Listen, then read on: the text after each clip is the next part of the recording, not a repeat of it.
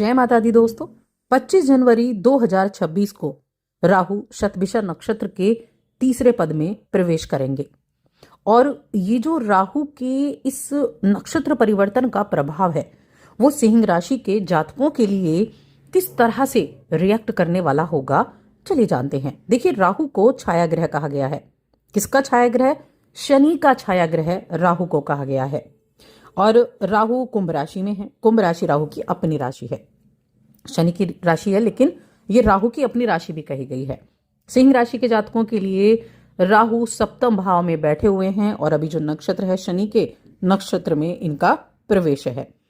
देखिए, ये जो समय है ना, ये बड़ा महत्वपूर्ण है। पहली चीज तो राहु का इस नक्षत्र में आना, दूसरा राहु का अपनी राशि में होना और तीसरा राहु का युवा होना। युवा कैसे? राहु अभी जो चल रहे हैं जो अपनी युवा अवस्था में चल रहे हैं।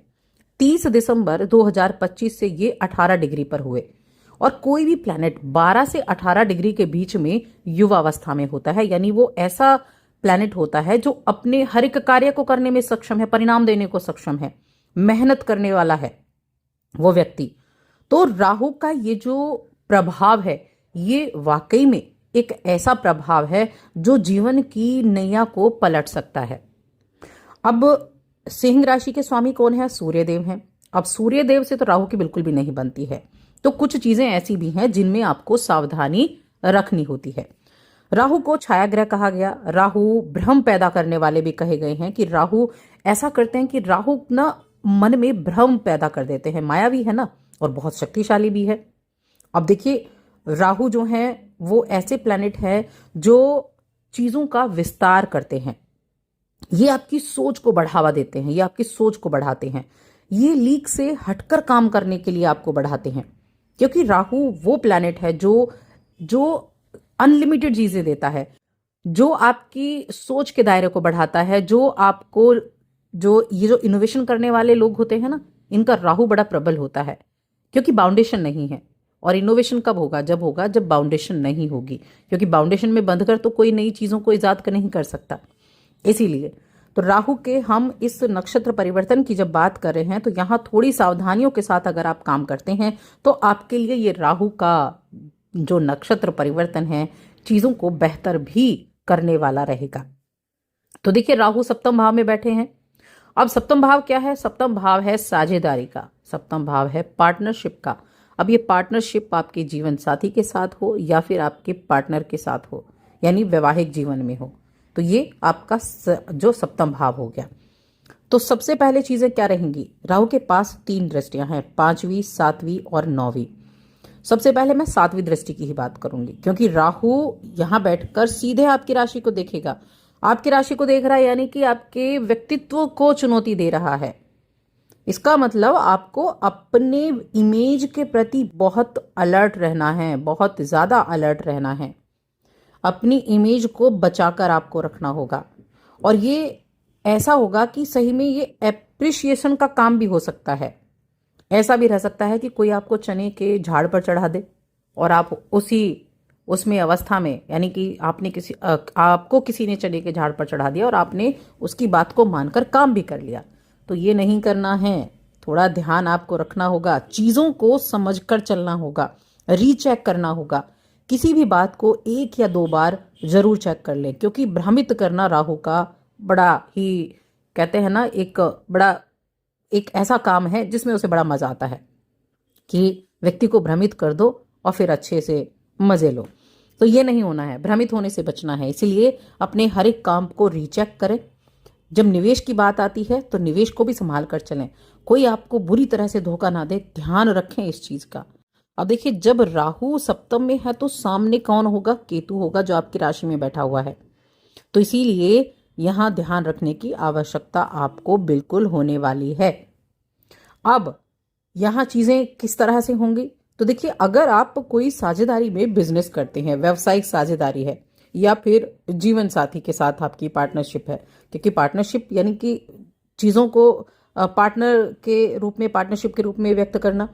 तो आप जिसे देख रहे हैं, हो सकता है कि आपका जो साझेदार है ना वो है कुछ और दिखा कुछ और रहा है। तो बिजनेस में आपको इस बात का ध्यान रखना है अपने आंख कान खुले रखने हैं आपको, क्योंकि हाथी के दांत दिखाने के और खाने के वाली अलग स्थिति हो सकती है। तो अपने काम पर जितना अधिक अपना आप फोकस रखेंगे उतना अच्छा रहेगा। ऐसा नहीं आपने अपने पार्टनर पे काम छोड़ दिया और आप आराम से बैठे हैं कि तुम करो, ये आपको नहीं करना है। आपको अपने काम को उतना ही महत्व देना है जितना आपको देना चाहिए, तब जाकर आप उससे सक्सेस के रेट को बढ़ा सकते हैं। किसी भी समझौते या साझेदारी की लिखा पढ़ी ठीक ढंग से करनी है। समय समय पर आपको ऑडिटिंग करते रहना है, अपने काम की ऑडिटिंग करते रहना है। और साथ में जैसा कि मैंने कहा, सप्तम भाव वैवाहिक जीवन का है, किसी भी तरह के विवाद को करने से बचना है। देखिए, यहाँ एक चीज बहुत ज्यादा देखने को मिलती है, जब सप्तम भाव में राहु होते हैं ना, तो क्या होता है, अविवाहित लोगों के लिए मैं बात कह रही हूँ, तो यहाँ इंटरकास्ट जो विवाह है उसकी इच्छा बहुत होती है, जागृत होती है। तो इसीलिए इसमें कोई समस्या नहीं है अगर आप करना चाहते हैं तो। लेकिन हाँ, आपको सावधानी रखते हुए कार्य करना है, यानी कि एक रणनीति बनाकर काम करना है। हर एक चीज में एक रणनीति बनाएं और तब आप उसका काम करें। कोर्ट कचहरी का चक्कर है तो कोर्ट कचहरी से आसानी से नहीं निपट पाएंगे, उसके लिए आपको मेहनत करनी पड़ेगी। इसीलिए अगर नहीं है और आप चाह रहे हैं कोर्ट कचहरी का चक्कर हो, तो ऐसी चक्करबाजी से बचना है। मानहानि का यहाँ आपको संकेत बनता दिख रहा है। अब आप कहेंगे सारी चीजें तो आपने सावधानी वाली बता दी, लेकिन मैंने कहा अगर आप इन चीजों पर सावधानी रखते हैं तो निश्चित रूप से आप चीजों से बचेंगे, आप अच्छे कार्य के द्वारा रिजल्ट पाएंगे। ऐसा नहीं कि सिंह राशि के साथ राहु की कोई दुश्मनी है, सूर्य के साथ दुश्मनी है, लेकिन क्या सिंह राशि के जातकों को राहु कुछ देते? नहीं देते हैं। राहु की पंचम दृष्टि की बात करते हैं तो राहु की जो पंचम दृष्टि रहेगी वो 11वें भाव पर रहेगी। 11वां भाव क्या है? इच्छाओं का है, इनकम का है। तो आप इनकम के सोर्सेज को बना सकते हैं, कई इनकम के सोर्सेज आप बना सकते हैं। सप्तम में बैठे हैं, आप नई पार्टनरशिप के बारे में सोच सकते हैं। आप समाज में ज्यादा लोकप्रिय हो सकते हैं। इच्छाएं मन में बहुत जागृत होंगी, उन इच्छाओं को पूरा करने के बारे में सोचेंगे। साथ में हम इस पांचवी दृष्टि के साथ नवम दृष्टि की बात करेंगे, जो कि आपके तीसरे भाव पर पड़ने वाली है। तो ट्रैवल के द्वारा आपको अच्छे लाभ मिलेंगे, कम्युनिकेशन के द्वारा लाभ मिल सकते हैं। और जो मैंने कहा ना कि निवेश सावधानी से करने हैं, तो फाइनेंस के जरिए भी आपको लाभ मिल सकते हैं। अपने कम्युनिकेशन पर आपको ध्यान देना होगा, ट्रैवल के द्वारा लाभ मिल सकते हैं। देखिए, राहु का विदेश का कारक राहु को कहा गया है, तो यहाँ ट्रैवल से जुड़े हुए जो कार्य कर रहे हैं, ट्रैवल का बिजनेस कर रहे हैं, उनके लिए भी अच्छी अपॉर्चुनिटीज देखने को मिलेंगी। भाई बहनों के साथ थोड़ा ज़्यादा आपको ध्यान रखना है, भाई बहनों के साथ अपने संबंधों को अच्छा बनाकर चलें, किसी तरह का कोई विवादित स्थिति ना हो, तो इस चीज़ का आपको ज़रूर ध्यान रखना होगा।